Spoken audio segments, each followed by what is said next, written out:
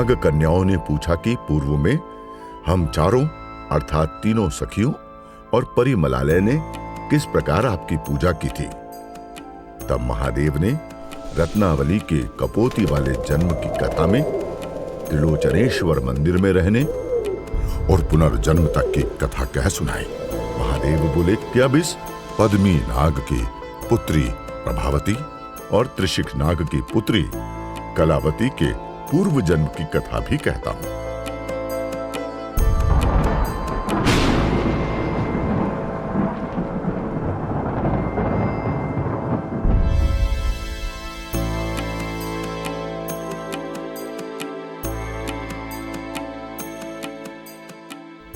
त्रिलोचनेश्वर के समीप ही एक विशाल वटवृक्ष इनका आश्रय बना।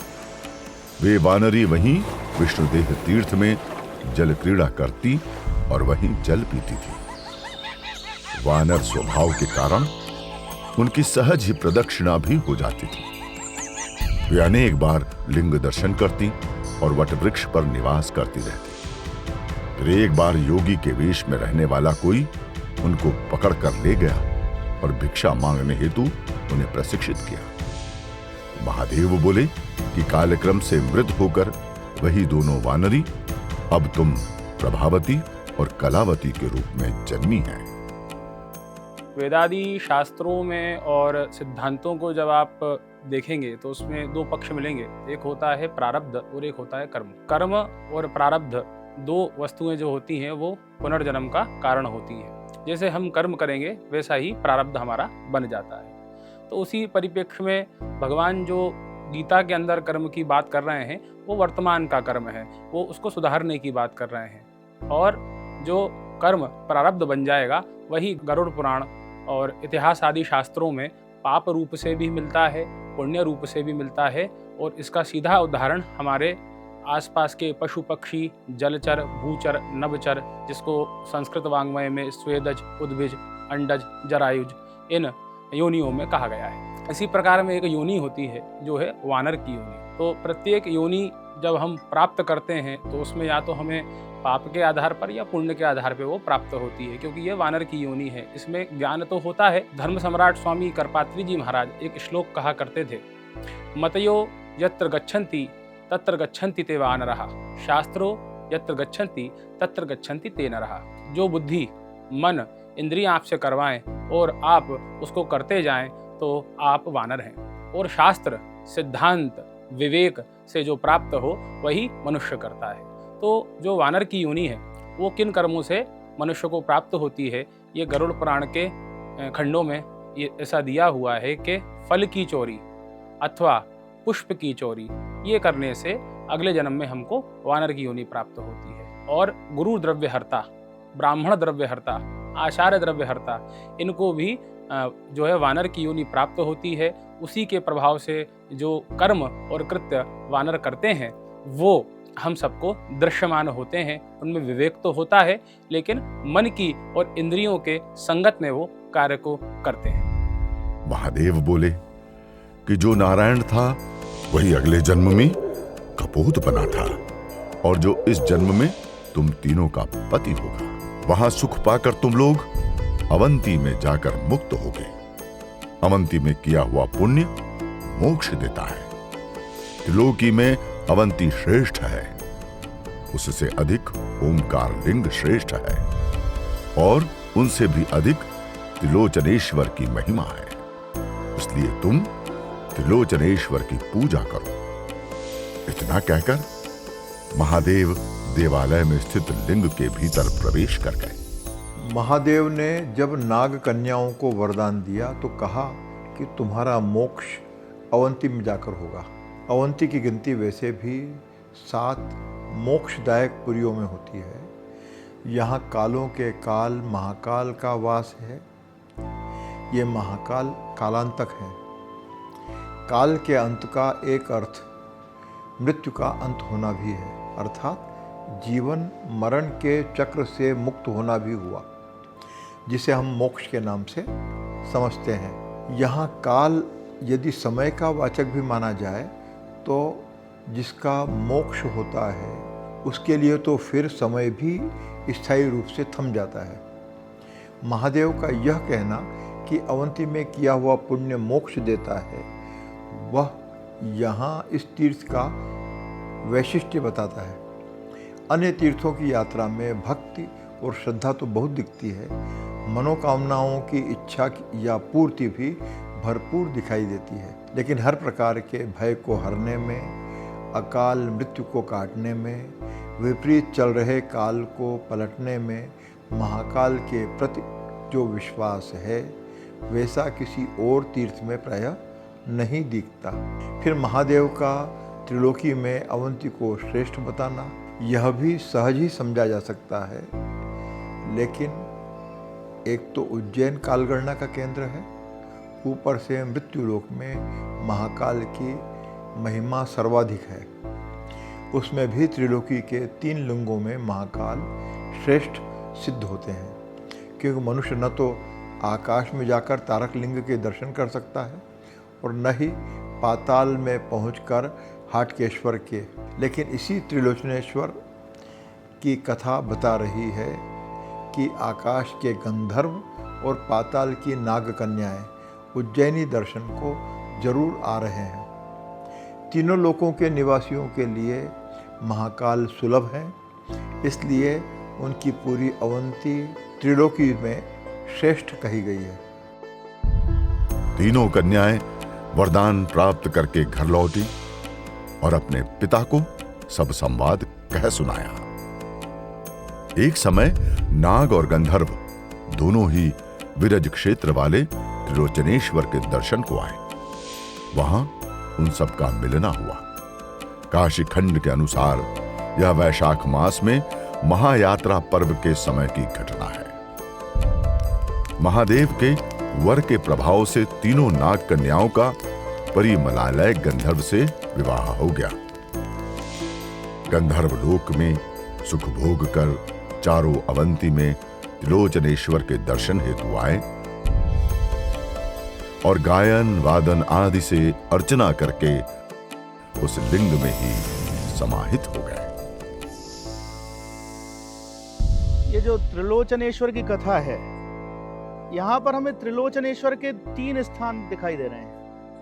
तो एक प्रारंभ में ही जो चर्चा आई तो वहाँ विरज महापीठ की बात आई, तो ये विरजा पीठ करके, विरज पीठ करके उड़ीसा के जाजपुर स्थान वहाँ पर है और उस जगह पर मूल त्रिलोचनेश्वर। फिर काशी में भी उल्लेख आया। अच्छा, यहाँ पर वैतरणी करके नदी कही गई, उसके निकट में उसको गुप्त गंगा भी कहा गया और काशी में स्वयं गंगा जी हैं। फिर काशी में जो त्रिलोचनेश्वर हैं, जो गंधर्व वाली जन्म की कथा, स्पष्ट रूप से वहाँ काशी का उल्लेख मिल जाता है। तो स्कंद पुराण के काशी खंड में एक कथा है कि जितने भी तीर्थ थे सबका आवाहन काशी में हुआ है, सब आए हैं। तो जो विरज पीठ से जो जिस देवता का आगमन हुआ वो त्रिलोचनेश्वर थे, मूल वहां थे, वहां से आ गए काशी में। फिर यही त्रिलोचनेश्वर हमें मिलते हैं उज्जैन में। तो वहाँ उज्जैन के त्रिलोचनेश्वर की कथा वो कपोत से पूर्व जन्म वाले में, कपोत के 3 जन्मों की कथा यहाँ पर हमें देखने में आ रही है। तो उसमें सबसे पहला जन्म जो कपोत से पहले भी रहा होगा, तो उसकी कथा के उल्लेख में और बिल्कुल अंत में हमें दोनों जगह उज्जैनी के त्रिलोचनेश्वर मिलते हैं। जो काशी के त्रिलोचनेश्वर हैं उनके निकट जो कुछ तीर्थ हैं, तो एक चतुर्नद तीर्थ का उल्लेख मिलता है। सामान्यतः हम त्रिवेणी की चर्चा करते हैं, गंगा यमुना सरस्वती, लेकिन इस चतुर्नद तीर्थ की जब बात देखते हैं तो वहां पर नर्मदा जी भी साथ में। ये एक अद्भुत वैशिष्ट्य, क्योंकि नर्मदा का जो शिव के साथ एक संबंध है, उसके कारण वो चतुर्नद तीर्थ में माना गया कि यहाँ अकेली गंगा नहीं है, उनके साथ में यमुना की शक्ति भी है, उनके साथ में सरस्वती की शक्ति भी है और उनके साथ में नर्मदा भी है। और जैसे ही बात नर्मदा की आती है तो हम तुरंत थोड़ा सा मध्य प्रदेश की ओर आई जाते हैं, उज्जैन की तरफ आई जाते हैं। तो कहाँ, उड़ीसा, उड़ीसा से काशी, काशी से उज्जैनी। तो त्रिलोचनेश्वर, उनके 3 लोचन हैं, लेकिन यहाँ तो उनने स्वयं एक त्रिकोण बना रखा है कि पूर्व में भी वो हैं, उत्तर में भी वो हैं, फिर मध्य में भी हैं। इसके अतिरिक्त एक और अद्भुत चीज आती है कि जब भी हम ट्रायंगल की बात करते हैं तो जो हमारे ज्यामितीय जो अलग अलग जो मापन वगैरह की विधियां रहती हैं कि किस प्रकार से हम आगे बढ़ेंगे, तो भारत का जो मापन सर जॉर्ज एवरेस्ट ने किया था तो वो भी इसी प्रकार से ट्रायंगल करके करते थे, 3 स्टेशन बना करके और उनसे तुलनात्मक अध्ययन करते थे। तो क्या त्रिलोचनेश्वर का संबंध कोई भूमि के किसी प्रकार के विशेष सर्वेक्षण से है?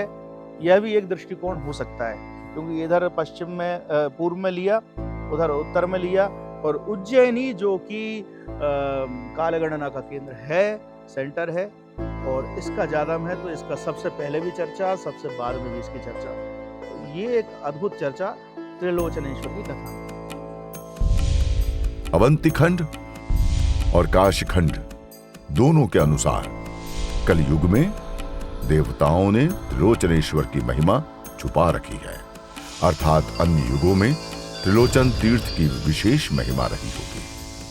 त्रिलोचनेश्वर की कथा एक प्रश्न अवश्य छोड़ जाती है कि जो परिमलालय एक पत्नी व्रत लिए हुए था, उसने 3 विवाह करना कैसे स्वीकार कर लिया। कथा को जरा ध्यान से देखें तो इसका समाधान यह मिलता है कि ये तीनों ही नाग कन्याएं उसके पूर्व जन्म में उसकी पत्नियां रही थीं। यह बताते हुए स्वयं महादेव ने उन तीनों से उसका विवाह का वरदान दिया था।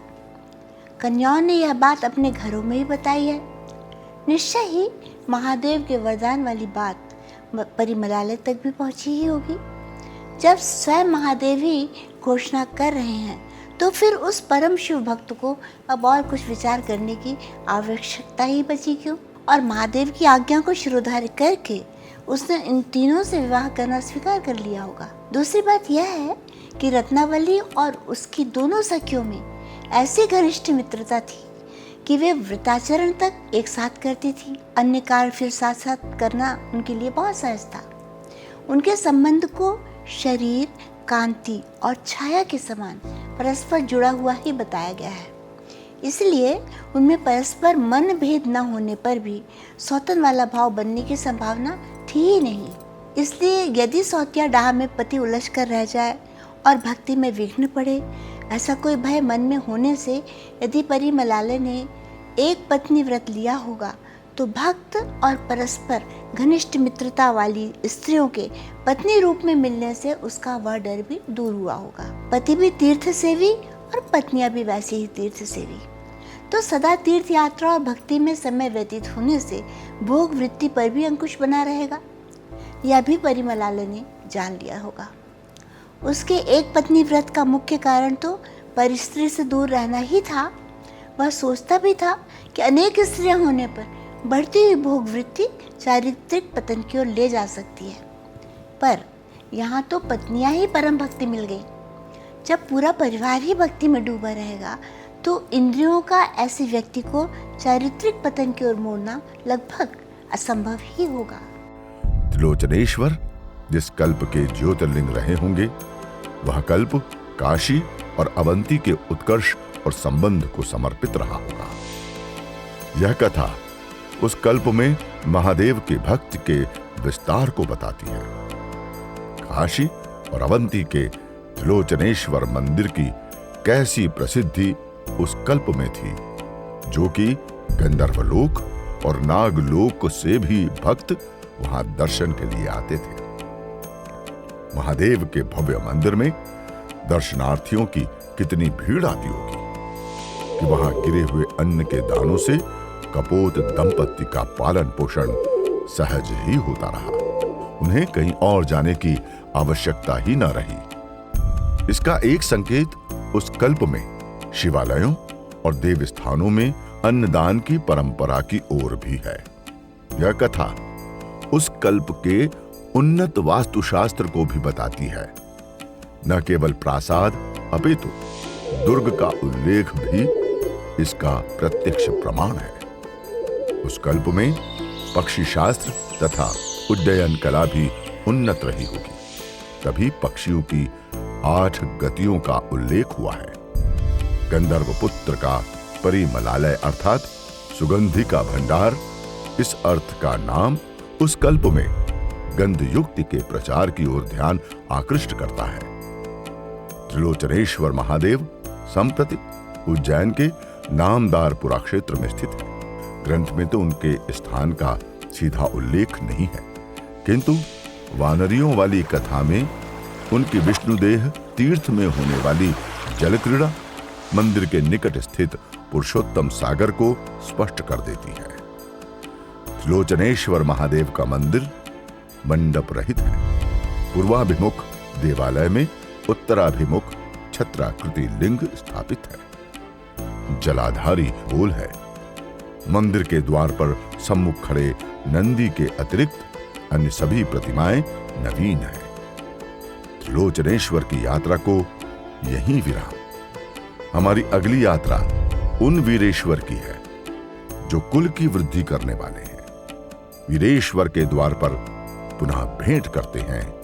तब तक जय श्री महाकाल। जब दुनिया लिखी नहीं गई थी तब भारत जिया जाता था। साम्राज्यों की गाथाएं, ज्ञान की परंपरा इतिहास की गहराइयों में उतरिए। संस्कृति को महसूस कीजिए और पौराणिक कथाओं का अनुभव कीजिए। ये सिर्फ किताबें नहीं, समय की यात्रा है। जानिए हम कौन थे ताकि समझ सकें हम कौन हैं। भारतीय ज्ञान परंपरा से साक्षात्कार, गंभीर शोधपूर्ण किताबों का संसार।